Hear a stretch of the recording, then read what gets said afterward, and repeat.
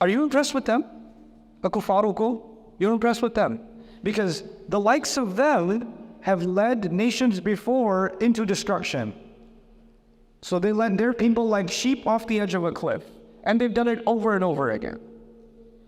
Are you in the same position as that? Are you going to be influenced by your leaders? By the way, do leaders have enough influence to take people that they don't care about, but make them love them anyway? اقتربت الساعة وانشق القمر رب اشرح لي صدري ويسر لي أمري واحلل عقدة من لساني يفقهوا قولي فالحمد لله والصلاة والسلام على رسول الله وعلى آله وصحبه أجمعين أما بعد. Everyone, Assalamu Alaikum wa Rahmatullahi wa Barakatuh. We are now starting the final section of Surah Al-Qamar. I told you at the beginning of this series there are 3 parts to the surah. We've covered the introductory part, we covered the 5 nations, and now we are entering the end of the surah. That's from ayah number 43 all the way to 55. That's the conclusion of the surah. Probably about half of that I will try to cover today and the other half tomorrow, inshallah. So what's going to happen here is Allah is going to address the conversation back to the people of Makkah. So there's a lesson in history in the beginning. At the opening there was a commentary about them. At the closing there's a commentary about them again. But there is it's a significant difference. And to understand this difference, you have to know the difference between the second and the third person. And this is an important thing, even if you're reading translations of the Quran, something you should be paying attention to all the time. So in English class, you learn there's first person, second person, third person, right? So I and we is first person, you is second person, and he, she, and they and it are third person, right? So in the beginning, when Allah said, they say that it's magic, right? Or they turn their backs. What was that, first person, second person, or third person? That was third person, right? And when Allah started talking about the previous nations, the people of Nuh lied, the people of Thamud called it a lie, etc., etc., all of that was in the third person. But then by the time we got to Nuh alayhi salam, there was some extra anger. In the middle of that, there was a second person, taste the punishment.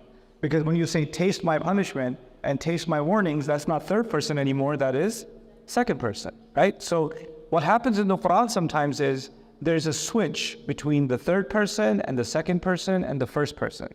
These switches happen very, very quickly. Now, because I know there's kids in the audience, you guys are sometimes asked to write an essay for school or a homework assignment, to write, a paper or an essay or something small, right? And if you are writing a paper and you were writing it in the third person, and in the middle of it, you started using the second person, your English teacher will say, hey, you can't do that. You have to stick. You started with the third person. You got to keep going with the third person. If you started with the second person, you got to keep going with the second person. If you started with first person, I or we, then the whole thing's got to go with what? First person. But what happens in the Quran is very, very different. You get, within the same ayah, you can get first person to third person to second person to third person. It's a quick switch all the time. And this seems like chaos for someone who's coming from an English literature background, or is coming from these other kinds of literature where everything's very regimented and set. So this is one of those things that when people read the Quran and they see these quick switches, that they can get confused about. By the way, there are other kinds of quick, abrupt switches in the Quran. There's switch of subject, there's switch of person, there's a switch of tense, like you could be talking about the past tense and all of a sudden there's talking about the present tense. There could be switch of actually moment. So for example, turn away from them, the day on which the caller will call them. Turn away from them is right now. The day on which the caller will call them is on Judgment Day. So we went from the present all the way to Judgment Day in a snap, immediately, right? There's also switches of scenery. Like one of my favorites is in Surah Al-Shu'ara. Allah was talking to Musa alayhi salam, and he was on the mountain talking to him and telling him to go to Fir'aun, right? And anybody reading that knows where's that conversation happening? It's happening on top of the mountain. And in the very next ayah, Allah said to him on top of the mountain, go to Fir'aun and say this. فَقُولَا إِنَّا رَسُولُ رَبِّ الْعَالَمِينَ أَنْ نَرْسِلْ مَعَنَا بَنِي إِسْرَائِيلَ. Tell him, tell you and your brother, go tell him that we are messengers of Rabbil Alameen, of the Master of all peoples. You better let the Israelites go. So that conversation was Allah telling Musa what to say. In the very next ayah, Fir'aun is responding. In the next ayah, Fir'aun is responding, but Fir'aun's not on the mountain. Where's Fir'aun? He's in his castle. And what happened then is, in a split second, we were transported as if Musa alayhi salam came off the mountain, traveled all the way to Egypt, had a reunion with his brother, probably slept, probably hid away from soldiers, got through security, got permission to get inside the palace, got in front of Fir'aun, has the conversation, and has already now declared what Allah told him to declare, and now Fir'aun is responding. But we don't get all of that. We just switch over to that scene immediately. You see that? So directors in film, which is hard for you to understand because you don't watch movies, they cut scene a lot. They cut one scene to the next scene quickly, right? So these kinds of cuts from third person to second person, from scenes, from tenses, from subjects, this is actually a big part of the style of the Quran. And it's something that, Western academics, non-Muslims, Orientalists, in Arabic we call them al-mustashriqeen, they've been studying the Quran for a couple of hundred years, maybe 400 years. German Orientalists, French Orientalists, British Orientalists, and now they're worldwide. There are people studying Quran, non-Muslims studying Quran all over the place.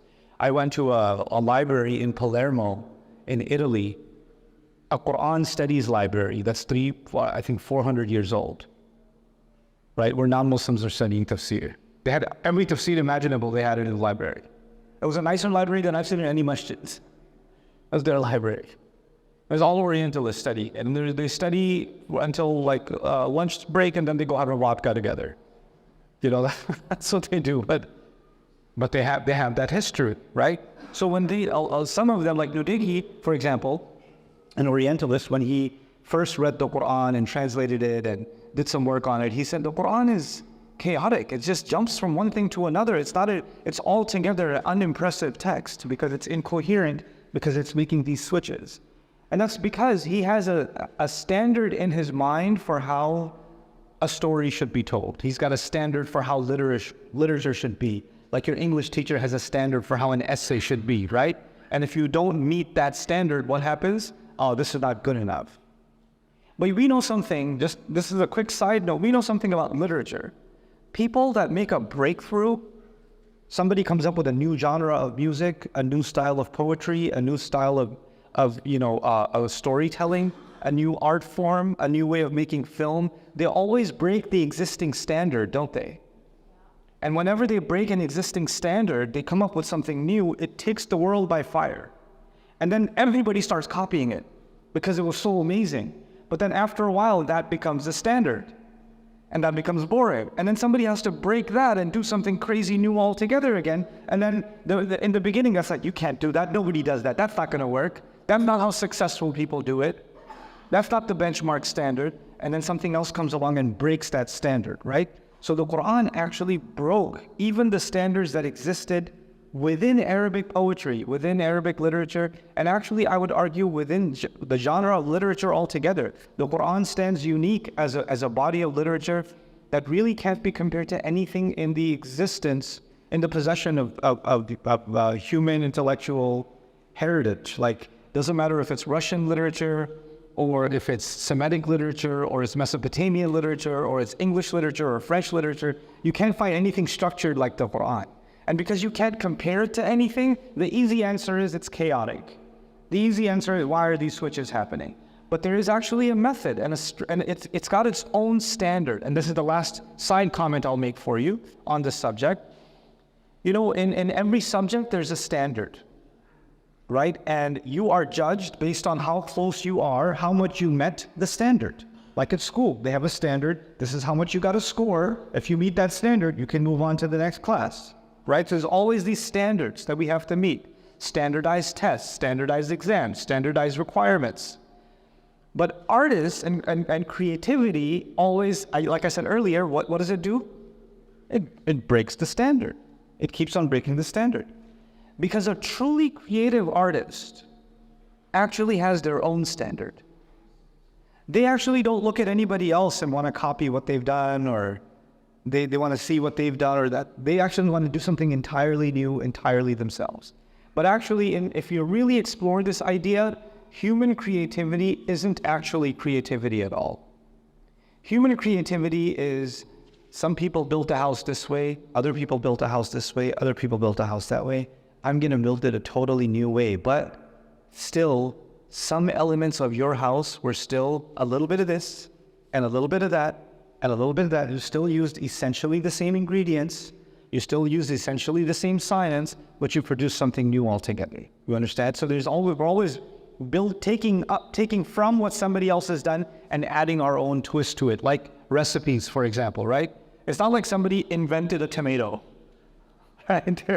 There's a new recipe, it's delicious, but it was based on something somebody else did, and then you added something more to it and created the world's greatest burger or whatever you did, right? The Quran, Allah is the owner of all speech. So He's not speaking, living up to a standard that already exists. Allah created a standard. Allah created a standard in literature, a new standard altogether. A standard in which surahs can never be compared to chapters. Books have chapters. Quran doesn't have chapters. Quran has what? Surahs. Surahs are not like chapters. Chapters go in an order. Chapters don't repeat the subject matter. Chapters have similar sizes. Chapters have certain standards. Surahs don't follow any of those standards. Poetry has verses, and books have sentences and paragraphs. The structure that I showed you over and over again is one way of understanding the structure of the Quran. Does that look like a paragraph? Is that how you've seen paragraphs organized in a book? Is that how that works? No. It's absolutely not. And even though the Quran isn't even made up of sentences. Alif Lam Mim is not a sentence. Qaf is not a sentence. Kaf Ha Ya Ain Sad is not even in Surah Ar-Rahman, the next surah, Ar-Rahman, is an ayah. It's an ayah, but it's not a sentence. Actually, Ar-Rahmanu 'Allama al-Quran is a sentence. So the way that it breaks, it doesn't break like a book of grammar should tell you how to break. An English book should tell you how to break, or a French book should tell you how to break. So this is I dragged this a little too long, but the point is, you have to come to the Quran. First, you have to surrender to the idea that Allah has His own standard for speaking. And you cannot bring your own preconceived standards for what you're used to reading and then bring that to the Quran. And then that's when you ask the kinds of questions, why is it repeating? Why is it telling it this way? Why isn't it, sticking to the kind of standard I'm used to? That's because it's not based on a human standard. This is a divine standard. It's a different kind of standard. So part of that standard is this switch, third person to second person. The reason I brought this up is because up until now, even in the opening of the surah, when the kuffar, when the disbelievers were addressed, Allah used the third person. Allah said, they turn away. They say that it's magic, yes? And وَكَذَّبُوا, and they have called it a lie. وَاتَّبَعُوا أَهْوَاءَهُمْ, and they have followed their desires, right? فَتَوَلَّى عَنْهُمْ, turn away from them. It's all they, and they.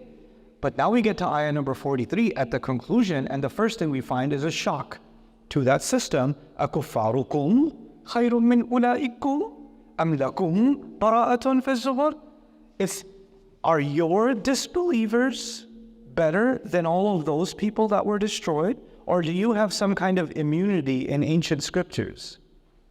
You don't hear the word they. What do you hear? You. Allah started addressing the disbeliever directly. Now this is an important switch, because actually it's not going to last. We're going to, in the next ayat, am yaquluna, or are they saying? The next ayah 44 is going to go back to they again. So actually the normal of the surah is actually they. And the break from that normal is the you. So then you have to read the surah again and pay attention, where did the you happen? Because everything is supposed to be in the third person. Where did the break happen, and where did we go back to you? Now we go back to, this is the second time we're going to you. The first time we're going to you, the word you, is for disbelievers, is when Allah was talking about the nation of Lut, and He said, فَذُوقُوا عَذَابِي وَنُذُرْ. فَذُوقُوا عَذَابِي وَنُذُرْ. And now the second time is أَكُفَّارُكُمْ خَيْرٌ مِّنْ أُولَٰئِكُمْ. Are your disbelievers better than all of them? And so we're going to have to pay close attention to this switch what does it represent? It represents an extra anger from Allah. And I'm going to explain that in simple language and move quickly from there and talk about some of these things I've written in my notes here. So you guys are in class, like you're in a lecture right now, right? I'm talking to everybody, but I notice one or two guys are talking to each other, whispering. I'm not calling them out. I'm just saying some people disturb a lecture, etc., etc. But then imagine I know one of your names. Let's say your name is Abdul Karim. I don't know if there is. Let's just pretend for a moment, okay? So I say, you know, some people think they can just talk to each other in the middle of a lecture and I won't notice and I won't call them out because, you know, what's he going to do? He's too Islamic for that kind of thing. And I said, by the way, Abdul Karim, you need to cut it out. Now, if I do that, I mean, your name is definitely not Abdul Karim. If it is, I have some kind of spiritual powers I didn't realize I have. But the point is, when I looked straight at you and I did that make you nervous? Yes, even if you're not going to admit it because you're a teenager and it's hard for you to admit things. I will admit it for you. That made you nervous because feels like I'm calling you out. And everybody's looking at me now like, oh my God, my life's over, right? So this is going to be a viral moment on TikTok for you, like some, you know, like, but the point that I'm making is that if you're talking in the third person and all of a sudden the speaker switches over to what? The second, that's a terrifying thing. Because when you're saying they, you feel like, yeah, he's talking about them. All of a sudden, by the way, you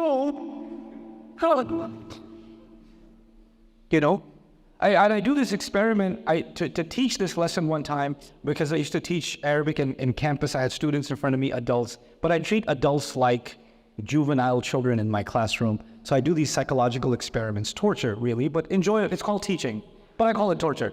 So I do this experiment where I'm like, I gave an exam and I had the exam in front of me and, you know, all the scores and everybody's like, right? The soul has reached the throat because I've got the papers in my hand. And some of you remember when some teachers, they'll just email you your exam back. Other teachers will actually call your name and you have to do the walk of shame up to the desk. And then you have to, you know, to see your results for Judgment Day. And then you have to roll up the paper and walk back in hiding. And then some people who got 100 or 95, they walk up different and they walk back different. You know that, right? And then when they're walking back, they accidentally drop their exam on somebody else. Oops. You know. And the way somebody folds their exam, you can tell how much they messed up. You know, like they walk back almost half in ruku, like, you know, like. Guys, sorry for the interruption in the middle of this lecture. Just before you continue, I want to let you know and encourage you that I want you to sign up for BayyinaTV.com and help others sign up or even sponsor students for BayyinaTV.com so we can create worldwide communities of students that are studying the meanings and the benefit and the wisdom of the Quran and are, inshallah ta'ala, spreading that in their own circles. Thanks so much. So what I did one time, I was like, they did well on the exam, but I wasn't going to tell them that. So I come in looking angry. I don't even know why I spent these many hours explaining something to you that I think I've made clear. And I asked multiple times, did you understand? Did you understand? Does anybody have a question? And nobody asks for a question. Nobody asks for a review. So I'm assuming you people are doing your part because I know I'm doing my part. And then you do this on the exam. I don't get it. I don't understand. Zayd? No. Man, Zayd's soul left his body. Zayd, the color from his skin tone completely changed. His mom wouldn't have recognized him that day because I would have Zayd. Look. Could you come here, please? Zayd, just come here. Is everything okay? I'll stop. It's happening. It'll be okay. Eventually. Just come here. Zayd's a grown adult. He's a professional. He took a year off to study Arabic, but I'm going to mess with Zayd. So Zayd comes all the way up. I hand him, you did a really good job. Thanks. But the reason I wanted to do that is because when I started by saying some students feel like they can just sit here and not pay attention and they think they're just going to get away with that. Zayd, I went from third person to what? Second person. Zayd the second person. You. I went from they to you. Allah does that in the Quran. Because when you say they, and you can feel people who are ignoring you, they can also feel like, it's not talking about me. He's talking about them. And all of a sudden the finger gets pointed and oh. So akuffarukum. And by the way, right before this, who was Allah talking about? Fir'aun. Before Fir'aun, the nation of Lut. Before the nation of Lut, Thamud. Before the nation of Thamud, Ad. Before that, Nouman. Thousands and thousands and thousands of years ago, they, you. And that's what's happening here. Akuffarukum khayrun min ulaikum. Your disbelievers, they're better than all of them? But why not just say, are you all better than all of them? Why say, akuffarukum, are your disbelievers better? Before we go there, I want you to understand something about the word khayr. I keep translating it as, are your disbelievers better? Khayr is translated as better. But khayr actually is related to ikhtiyar and ikhtiyar. فَإِنَّ الْإِخْتِيَارِ أَخْذُ مَا يَرَاهُ خَيْرًا. Ikhtiyar in Arabic is the word for choice. And khiyar is also choice. Hada khiyari, this is my choice. So the word for better and the word for choice are related to each other in Arabic. They're related at a simple level because when you choose something, it's because you think it is what? It is better. You choose which candy to eat because you think that candy is better. That's why you made that choice. So that's your ikhtiyar because you consider it khayr. You consider it better. But the other meaning here is, do you think you were just some specially chosen people more than any of those others? You were given some special privileges like nobody else was given before you? You know, this is a human tendency, right? Human beings think that they're special and everybody else is just a, what do they call them? NPC? NPC, right? What's NPC stand for? Non-what? Non-playable characters. Like when you're playing a video game, there's just people just crossing the street forever. Until abadan. Right? They just cross the street. You're just going, coming back, they're just crossing the street. And you drive your car, they jump over to the curb, then you come back, they're still crossing the street, they jump over the same curb again. Their life is just jumping the curb, right? That's what they live for. So you're the main character, everybody else is what? An NPC. Your situation is special, you're especially chosen, everybody else is just in the background. Right? This is your story. So you think you're especially chosen, huh? Oh, those people, yeah, they died, but who cares? They're dead. I'm the one here. This is about me. This self-centeredness is what's being questioned. So you're the ones that deny among you, so they think they're more chosen, huh? They're more special, are they? They're better. And then let's go further. In what sense are they even better? Like khayr could be better. Are you saying that those people were really bad? I'm not that bad. I'm not Fir'aun. I'm not like the nation of Lut. I'm not like, Ad must have been like really bad, but I just a little better. You know, you can't compare me to Ad or Thamud. Those guys were like walking around shaitans, like they were really bad. I haven't done anything that serious. Just chill out a little bit. So Allah is basically saying, oh, so you think you're not as bad as they were. You know, those people were bad as a nation, right? But Allah is not, in the Quran, He's not talking to nations anymore. Who's He talking to? Individuals. So there's an important distinction we have to make between the nation and the individual. And all these punishments, these destructions of nations, they seem like they're not destruction or punishment for an individual person, they're punishment for an entire society. And we know that difference, we experience that difference all the time. You have, for example, somebody who could say when I travel, they say, I hate America. I hate America. You do? Yeah, but I have a lot of American friends. I love them. But I hate America. So what exactly do you hate about America? Well, I hate your foreign policy. I hate you this. I hate you that. I hate you. So America as a nation, as a government, as a body politic is something else. America as the people, something else, right? You could say you don't like this country. You don't like that nation. But when you actually go there or you meet people from there, you can be friends with them. It's completely different for you. Because we in life always make a distinction in reality between the nation and the what? Individual. We do that all the time. That's part of life. But then in the Quran, Allah seems to be condemning nations. And yet the message is meant for what? Individuals. وَالْعَصْرِ إِنَّ الْإِنسَانَ لَفِي خُسْرٍ. إن الإنسان كل آتيه يوم القيامة فردا. Everybody will come before Allah as an individual. So how do you connect what happened to nations with what happens to an individual? This is again a very important Quranic concept.